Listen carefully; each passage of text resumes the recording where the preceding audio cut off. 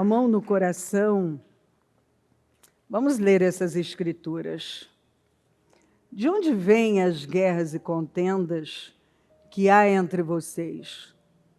Não vêm das paixões que guerreiam dentro de vocês? Quer dizer, ele está dizendo que os problemas que nós vemos aqui é fruto dessas guerras que não são vencidas, que estão acontecendo aqui dentro de nós. Vocês cobiçam coisas e não as têm. Observe que esse cobiçar está sempre relacionado a algo que não é para nós, que não é bom para nós, que não vai nos fazer bem, que não é o que Deus tem. Vocês cobiçam e não as têm. Matam e invejam, porque a cobiça faz isso. Lembra da cobiça de Acã? Ele disse, eu o cobicei. Quando ele cobiçou o que não era para ele, levou para a tenda dele, ele atraiu morte e destruição para uma nação inteira, para a casa dele, para a vida dele. Ele arruinou com o destino dele e com a da família dele. Vocês cobiçam coisas e não as têm. Então, isso leva a pessoa a esse estado de inveja, onde ela vai a qualquer... ela não mede as consequências. Então, ela mata coisas que ela jamais... ela faz coisas que ela jamais poderia fazer. Ela mata coisas nos outros. E muitas vezes nela mesma, porque o diabo só mata, rouba e destrói, ele está por trás disso e ela está permitindo. Mas não conseguem obter o que desejam, porque, óbvio, vão pelas vias erradas. Vocês vivem a lutar e a fazer guerras, mas guerras sem recompensa. Não tem porque não pedem. Quer dizer que se você estivesse pedindo a Deus, ao invés de tentar, através das obras da carne, fazer o seu modo, você teria a coisa certa. Quando pedem, que aí já é outro problema, não recebem, pois pedem por motivos errados, para gastarem seus prazeres, não têm a motivação certa, as intenções e motivações corretas. O porquê é muito importante. Essa pergunta, por que eu quero isso? Por que eu estou fazendo isso? Por que eu estou neste lugar? Por que eu estou tão incomodado com alguém? Por que eu estou tão chateado com tal coisa? Por que eu estou nessa guerra que não me traz recompensa? Quando eu respondo, eu trago luz para isso. Adúlteros, e aqui ele fala de um adultério espiritual. Você deveria estar sendo fiel a Deus, e aí você trai a Deus, você se vende por causa de algo. Vocês não sabem que amizade com o mundo é inimizade com Deus? Quando vocês vocês fazem amizade com o mundo, vocês estão me traindo. Quem quer ser amigo do mundo, faz-se inimigo de Deus. Toda pessoa que ela quer amizade com o mundo, ela vai se colocar na condição de inimiga de Deus. Vocês acham que é sem razão que a Escritura diz que o Espírito que Ele fez habitar em nós tem fortes ciúmes? O Espírito Santo habita em vocês e Ele tem fortes ciúmes. Mas Ele nos concede graça maior. Por isso diz a Escritura, Deus se opõe aos orgulhosos. O único tipo de gente que Deus rejeita, que Deus se opõe, que Deus frustra, são os orgulhosos. Agora, mas concede graça aos humildes, e uma graça maior. Portanto, submetam-se a Deus, resistam ao diabo. Para eu resistir ao diabo, eu tenho que me submeter a Deus. Eu não vou conseguir resistir o mal sem me submeter a Deus. E ele, então, fugirá de vocês. Eu posso morrer de expulsar o mal e, de repente, estar cedendo para ele. Quando eu me submeto a Deus, eu pego a vontade de Deus para a minha vida, eu vou conseguir resistir o mal e ele vai fugir de mim. Aproximem-se de Deus e ele se aproximará de vocês. Observe que não diz que Deus vai se aproximar de nós, antes fala que quando eu me aproximo de Deus, Deus se aproxima de mim. Se eu me aproximo de Deus, Deus se aproxima de mim. Isso significa que ter a presença de Deus na minha vida é uma decisão que eu vou ter que tomar. Quanto mais eu me aproximo de Deus, mais eu vou ter de Deus. Algumas pessoas, elas querem mais de Deus sem se aproximarem de Deus. Elas pedem por motivos errados, ou elas não têm, porque elas não pedem, elas ficam remoendo e cobiçando. Elas dizem que querem mais de Deus, mas elas não se aproximam de Deus. Elas não param para ter um tempo com Deus. Para deixar claro que elas querem Deus, que elas desejam Deus.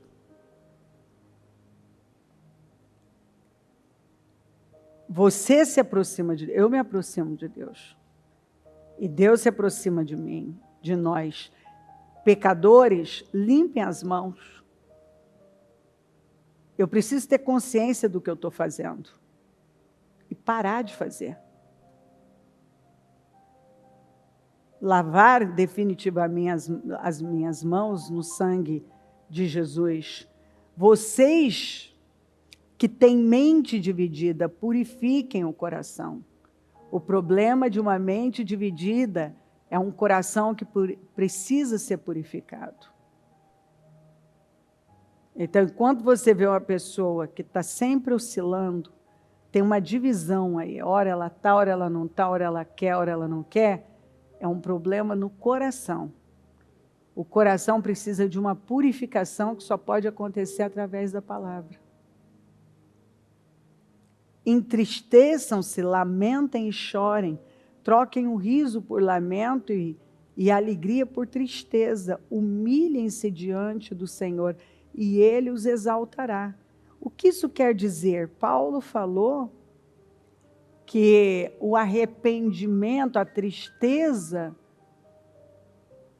que traz arrependimento, porque quando você se arrepende, você tem uma tristeza. Mas é uma boa tristeza. É uma tristeza de quem está reconhecendo as bobagens, as escolhas erradas, os passos errados. Então você para, você fica pensativo, você vai querer ficar um tempo sozinho ali com Deus, porque você está vendo, puxa vida, né? Olha o que eu fiz aqui. Puxa vida,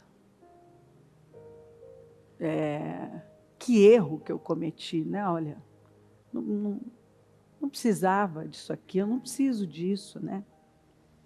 O mundo vai nos mandar olhar ao redor, olhar para fora. E se você olha para fora, você olha ao redor, você vai ficar preocupado. Se você olha para dentro, só com um olhar egoísta, eu, e a minha vida, você vai ficar depressivo. Então, para onde nós temos que olhar? Nós temos que olhar para Jesus. Quando nós olhamos para Jesus, nós encontramos descanso. Você não vê que o mundo manda olhar para a criação? E a Bíblia manda olhar para a redenção? Se você olha para a criação, você vê coisas bonitas que Deus fez. Você é gostoso e tal, mas você nunca vai encontrar descanso para sua alma, paz. Mas quando você olha para a redenção, quando você olha para a cruz, quando você olha para Jesus, então você encontra vida. Você encontra paz. Você encontra alívio. Você encontra o socorro que você precisa.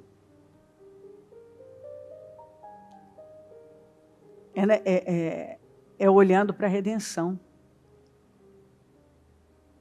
para a cruz de Cristo. O mundo vai nos mandar olhar para muitas direções, e a Bíblia vai nos mandar olhar somente para Jesus. E quando eu olho para Jesus, eu encontro paz, eu encontro a luz. E o que aqui a gente aprende, humilhem-se diante do Senhor, e Ele os exaltará. Como que eu vou conseguir me humilhar se eu não me aproximo? E quando eu me aproximo, eu mostro essa humildade.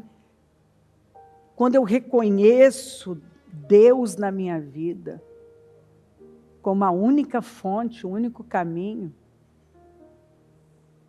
a cura para as minhas dores, a esperança para a minha vida, a alegria para o meu coração, a porta de salvação é Jesus, o caminho que vai me levar a um lugar de realização é Jesus. Falando novamente ao povo, Jesus disse: eu sou a luz do mundo. Quem me segue nunca andará em trevas, mas terá a luz da vida. Cada um anda segundo a luz que recebeu. Cada um anda segundo a luz que recebeu. E quem recebeu a luz tem responsabilidade. Mas cada um recebeu uma porção de luz, de entendimento. E todo dia, se você buscar se aproximar mais de Deus, a sua luz vai aumentar. Você vai andar, você vai obter clareza e vai andar cada vez mais numa luz que brilha ainda mais clareza. Alguns estão com a luzinha fraquinha, porque não...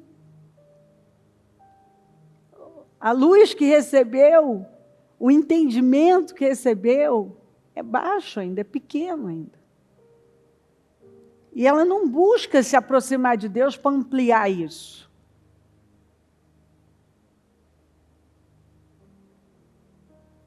A tua palavra é lâmpada que ilumina os meus pés e luz que clareia o meu caminho. Então, quanto mais eu me aproximo de Deus, eu busco ter esse conhecimento, a luz vai aumentando na minha vida. Ou seja, o meu entendimento, a clareza da vontade de Deus, de como o reino de Deus funciona. Então, eu vou distinguir claramente a distância, só a aparência do mal. Eu vou ficar longe disso. Tem aparência, eu não quero. Eu não vou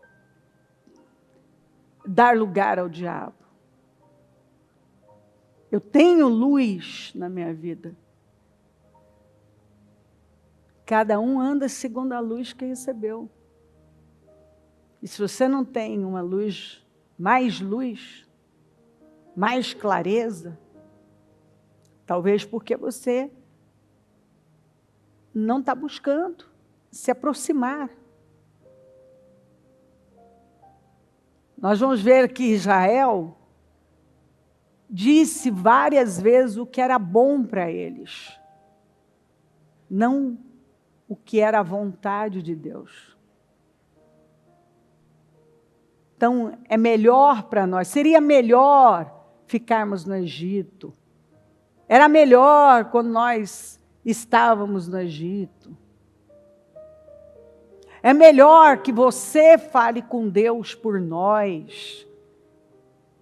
Você fala com Deus e seja esse intermediário.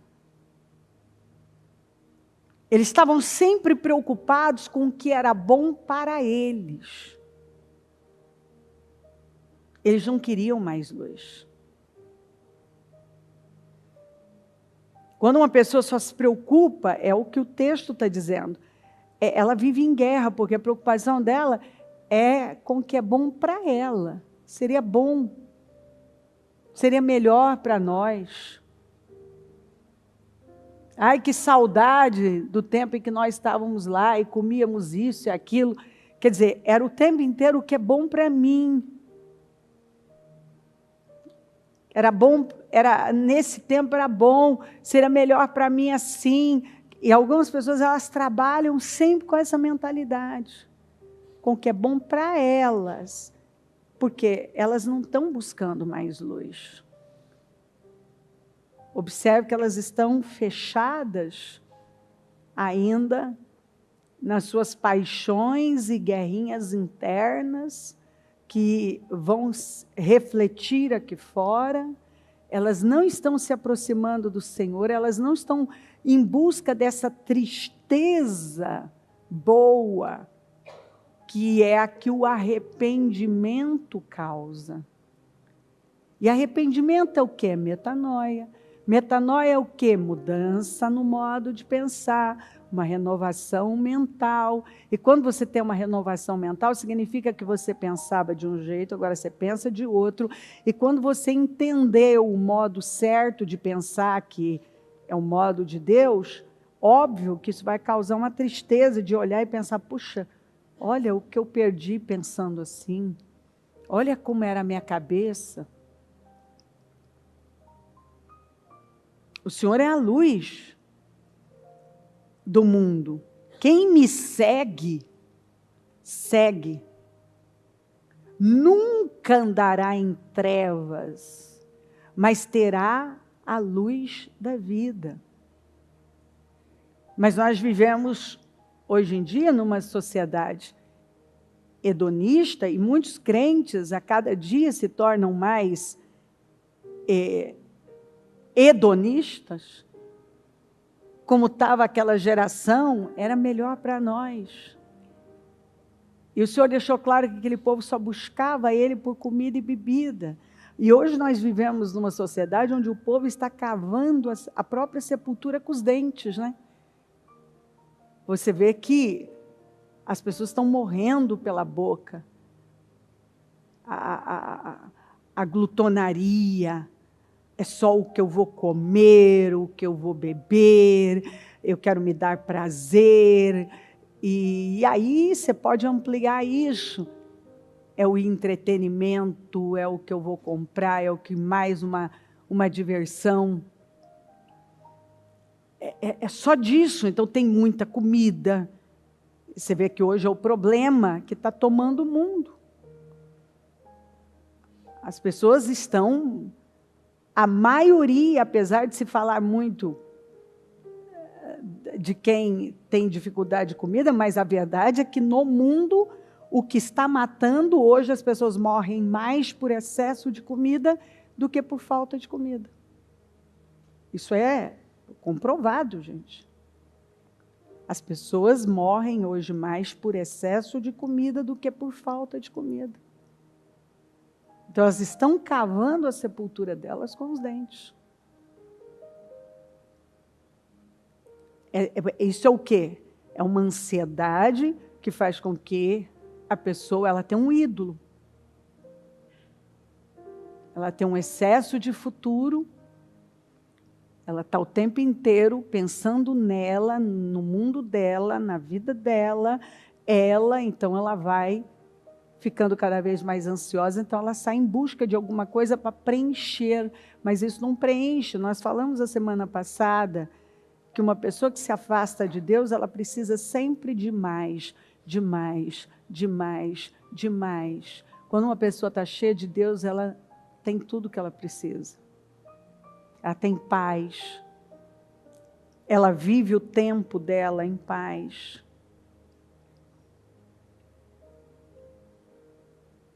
Então,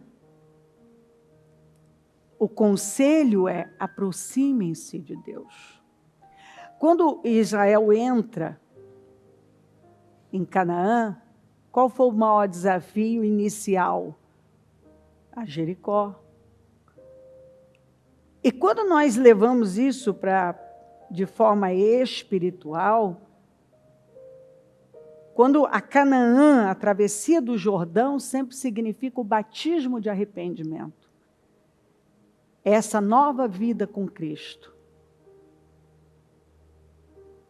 E a grande fortaleza que nós carregamos, teremos outras fortalezas, mas essa grande fortaleza inicial é romper esses paradigmas, é aceitar que agora a palavra entre em áreas profundas da nossa vida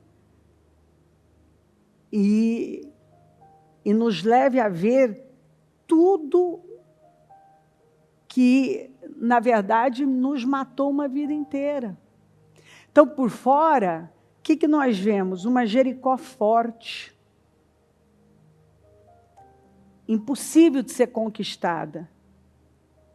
Mas olha que coisa, os espias entraram na casa de uma mulher prostituta. E é interessante que a nossa grande fraqueza, a grande dor da nossa vida, também é a nossa cura. Que quando você resolve isso também, aquela fortaleza é demolida. E eles entram logo na casa do quê? De uma mulher que fala do quê? Né? Uma mulher prostituta, né? Algo frágil ali e tão deformado. E todos nós temos essa Raabe aqui dentro. Essa pessoa que em algum momento se vendeu, criou divisões, se submeteu a coisas que jamais poderia se submeter. E aí, é quando essa mulher, essa prostituta, ela crê no Senhor, ela começa a dar passos de fé, como esconder esses espias. E onde que ela escondeu? Ela escondeu no porão, né? Num lugar bem reservado, ali onde tinha uns talos de linho. Linho na Bíblia é justiça. Então, essa justiça estava bem escondida. mas foi onde ela colocou os espias, que eram homens justos.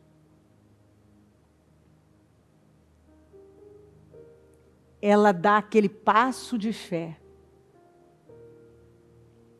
E aquela casa que foi um lugar de prostituição e de sujeira, aquela mulher que se vendeu por tantos anos, num nível de passividade, porque quando a gente fala de passividade, a gente sempre olha para uma camada bem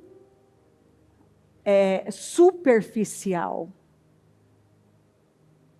Mas só para você ter uma noção, se eu tivesse aceitado a doença do Murilo como verdade, tudo que eles tinham me dito e todo mundo dizia, eu teria agido com passividade em relação a um problema. Essa mulher, olha o nível de passividade dela diante das ações do mal. Ela foi aceitando aquela vida. Você imagina o que uma prostituta tem que suportar? Ela se vende por causa de algo, de dinheiro, de alguma recompensa. Mas olha a indignidade que ela tem que se submeter para ter aquilo. Então, olha o nível de passividade dessa pessoa para o que o mal, para aquilo que o mal está colocando diante dela. Como a saída, como único meio. Então, você pode ver pessoas passivas diante de uma doença, passivas diante de um pecado.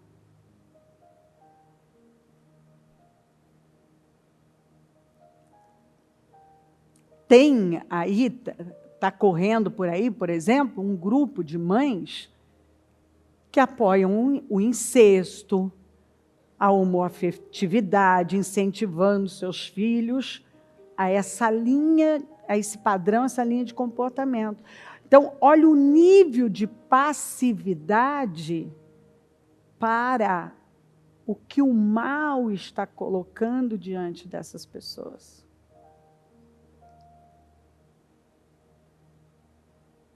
Então, você tem que ver que quando você cede para uma coisa que você não pode ceder, que você vai destruir com a sua vida, isso mostra uma passividade. Quando você simplesmente aceita coisas que que vão destruir com a sua vida. Então, essa mulher, quando ela acolheu os espias, ela estava dando prova da fé dela, e naquele momento ela foi uma chave para aquele lugar. Ela estava dando lugar a uma mudança onde para que a família dela fosse salva, a direção que foi dada para ela foi: ó, nós vamos ter compromisso se todo mundo estiver nessa casa. Você vai amarrar um fio de escarlata na janela, que simboliza o sangue de Jesus. Quando ela se colocou debaixo, atrás daquele fio de escarlata, né, que é debaixo do sangue, ela trabalhou uma restauração familiar, porque ela teve que trazer a família inteira para dentro da casa dela. E aquela casa que foi um lugar sujo, se tornou um lugar onde ela escondeu os espias, onde ela trouxe, salvou a família inteira. Ela acabou sendo a intercessora da família inteira. E olha, a restauração da Raabe afeta a nossa vida até hoje. Porque ela é descendente de Jesus, ela é bisavó. Ela foi a mãe de Boaz, que foi casou com a Ruth, que foi pai de Obed, que foi pai de Jessé e de Davi. Então, bisavó de Davi. Está na genealogia de Jesus. Você vê que uma restauração pode afetar gerações.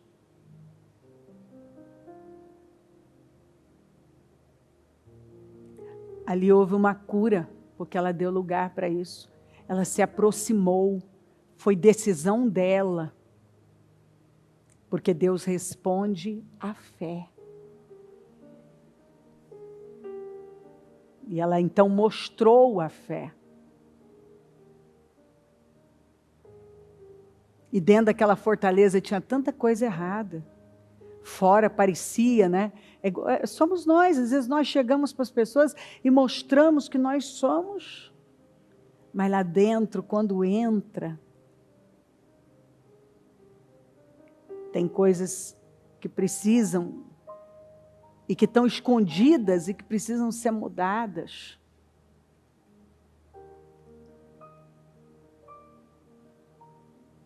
E que nós precisamos dar lugar a essas mudanças. Raabe acolheu os espias.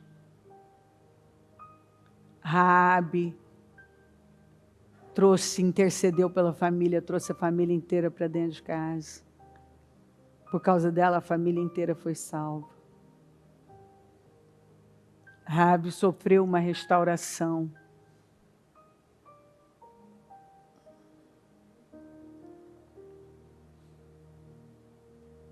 Então, aquela fortaleza, ela foi abaixo. Com tudo que não podia prevalecer. Tudo que foi condenado à destruição foi abaixo. E essa mulher prevaleceu. Porque essa mulher, ela se humilhou. Ela quis se aproximar de Deus. Ela buscou luz para a vida dela. Quando ela acolheu os espias, ela estava em busca de luz. Você vê que já tinha uma busca pela justiça. Lá no porão, tinha uns talos de linho. Era já uma fome por Deus, por tudo que ela já vinha ouvindo. E quando ela teve a oportunidade, ela deixou sair essa fé. E daquela fortaleza, ela foi a única com a família que sobreviveram. Ela e a família sobreviveram. Nós precisamos parar e buscar mais luz para a nossa vida.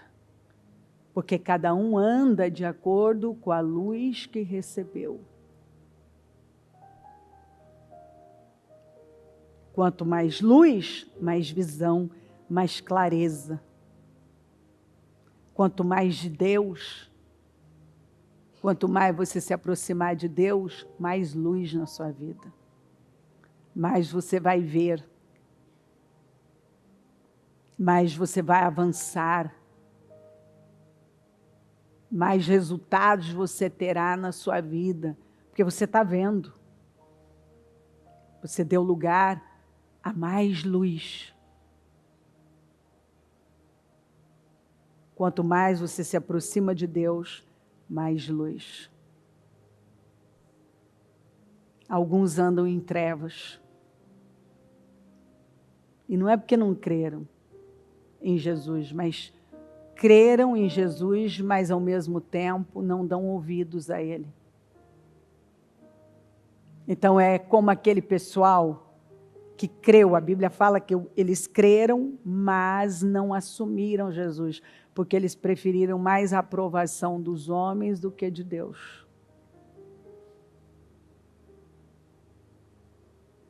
Então, não evoluiu isso aí.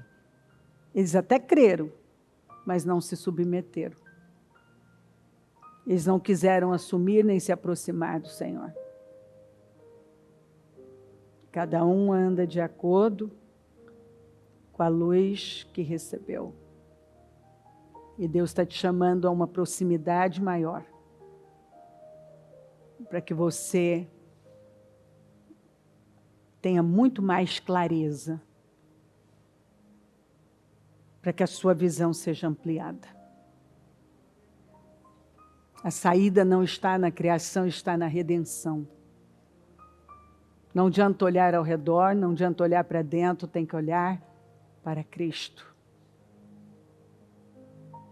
Ele é a luz. Eu sou a luz do mundo, quem me segue nunca andará em trevas, mas terá a luz da vida.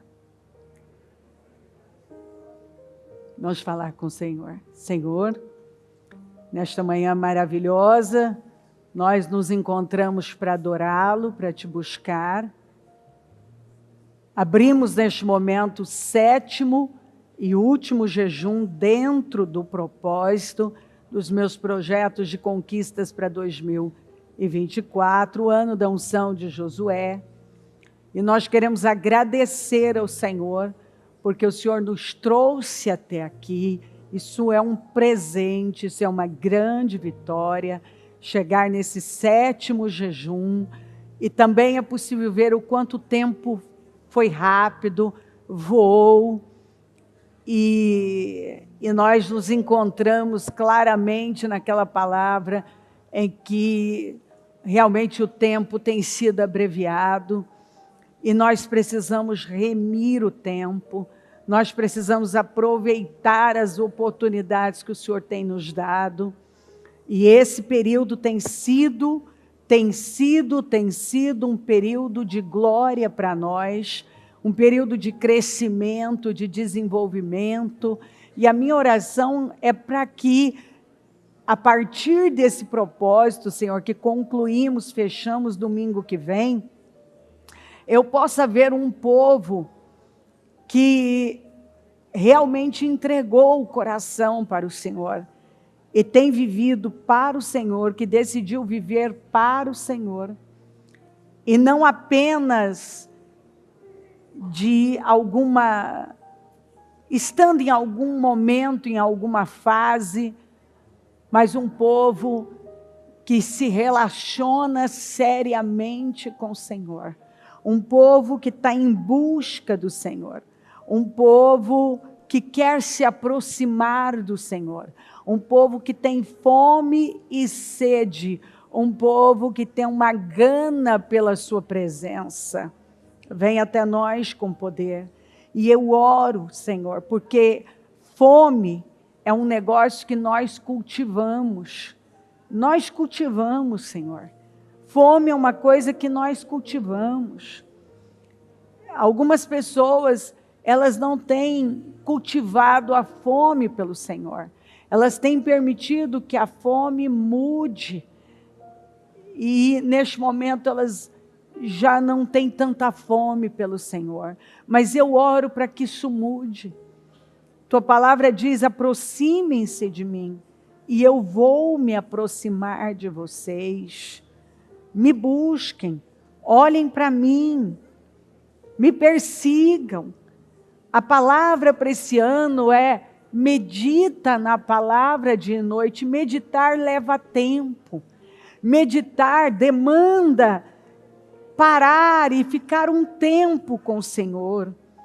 É um tempo na sua presença, e é dessa maneira que nós vamos aumentar a nossa luz, o nosso conhecimento, o nosso entendimento, a clareza, que é o que todos nós precisamos perseguir. Perdoa as nossas falhas, perdoa os nossos erros, perdoa as nossas fraquezas. Passa do teu sangue aqui, dá entendimento, dá clareza, dá visão. Amplia o entendimento de cada pessoa que aqui está. Amplia, Senhor. Amplia, Senhor. Amplia. Que hoje o teu povo possa andar numa luz maior, que tenha mais clareza, saia desse 7º jejum com clareza e ande numa luz maior, com conhecimento maior, porque conhecimento é luz. Luz significa esse conhecimento do Senhor. E o Senhor está nos chamando para essa intimidade, para esse relacionamento íntimo. O tempo todo a sua palavra vem nesta direção. O Senhor quer relacionamento. O Senhor quer que cultivemos esse relacionamento, essa intimidade, essa profundidade. Nós oramos, Senhor. Ajuda-nos, ajuda-nos, ajuda-nos, ajuda-nos a nos aproximar de verdade do Senhor, a cultivar essa fome pelo Senhor, a invocar o Teu nome com o coração aberto, rasgado.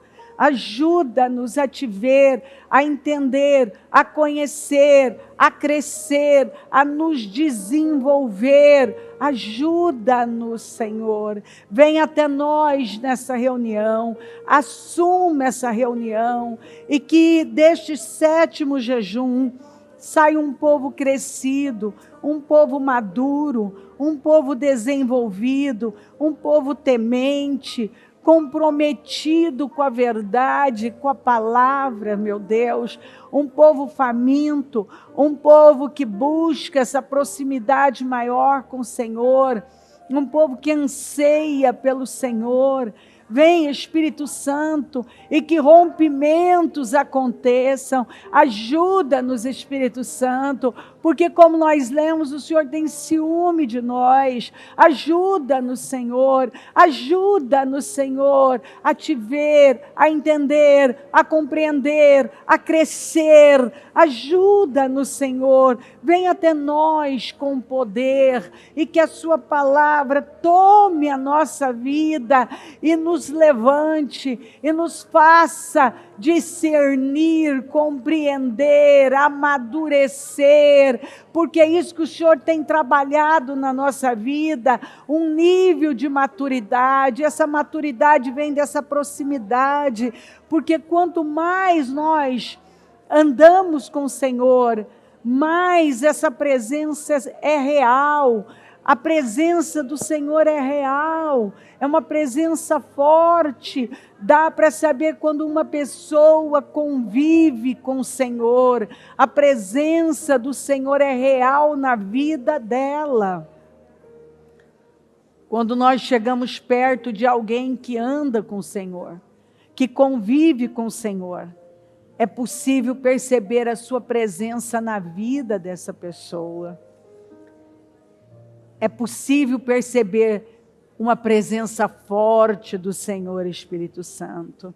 Meu Deus, eu oro para que o Senhor opere uma grande obra aqui. Eu oro para que eu possa ver um povo apaixonado pelo Senhor emergir, faminto. Um povo que só de nós chegarmos perto, nós podemos dizer, vamos saber dizer, essa presença é forte, Deus está aqui, Deus habita na vida dessa pessoa, ela anda com o Senhor. Ah, meu Deus, eu oro para que o Teu povo tenha fome, tenha o paladar certo, porque quando nós comemos várias porcariazinhas, nosso paladar não é um paladar saudável, um paladar saudável. Mas quando nós começamos a comer uma comida saudável, nosso paladar muda. Então eu oro para que o paladar espiritual do Teu povo mude. Se essa pessoa vive vendo e se alimentando e se entretendo com coisas vazias e rasas, com salgadinhos espiritualmente falando e docinhos, ela não vai ter fome por uma comida saudável, Mas quando ela começa a se alimentar de uma comida boa, saudável, espiritualmente, ela nem sequer vai tolerar mais aquele paladar, não vai existir mais. Ela nem vai tolerar mais algumas coisas. Ela vai ver pessoas comendo aquilo e ela vai dizer: não, eu não gosto disso. Não, eu não quero isso. Não tenho vontade de comer isso. Porque agora ela se alimenta de coisas que realmente nutrem e que fazem tão bem a ela, que ela não suporta mais aquelas coisas, aqueles petiscozinhos de antes. Eu oro para que ela seja liberta de todas essas coisas que, na verdade, matam talvez uma fome imediata, mas não nutrem, não transformam, não vitaminam, não dão saúde. Eu oro para que ela se nutra da sua palavra, que ela tenha fome pela sua palavra, pela carne da palavra, que ela se encha da sua palavra e que ela seja vitaminada, revigorada, alimentada, nutrida pela sua palavra. Eu abençoo o teu povo e que saia um povo maduro, com uma luz maior, com um posicionamento totalmente diferente. Que hoje a luz do teu povo aumente, o que significa que o conhecimento e o entendimento seja ampliado. Em nome de Jesus, passa do teu sangue aqui, acampa os teus anjos, toca profundamente os corações, visita cada um, acampa os teus anjos aqui, nos livra de todo o mal, dirige esse dia, essa primeira parte, o meu retorno à tarde, abençoa cada igreja, cada templo, assuma os nossos altares e que a glória do Senhor seja vista na vida de cada um, para a glória do teu nome, para a honra e a glória do teu nome. Amém, amém, amém. O Evangelho de Jesus Cristo é a boa notícia. Jesus tomou o nosso lugar pela punição do pecado, para que pudéssemos entrar em seu lugar de vida eterna. Eu convido você agora a se voltar para o Senhor em seu coração e dizer: eu o recebo como meu Senhor e Salvador. Eu entrego tudo nas suas mãos. Eu deixo todas as partes da minha vida que não o honram e passo a viver a partir de hoje intencionalmente para servi-lo, honrá-lo e celebrá-lo como meu Senhor e Salvador. Jesus é a porta de salvação, é o caminho, a verdade e a vida. Ele é o pão da vida e Ele te ama.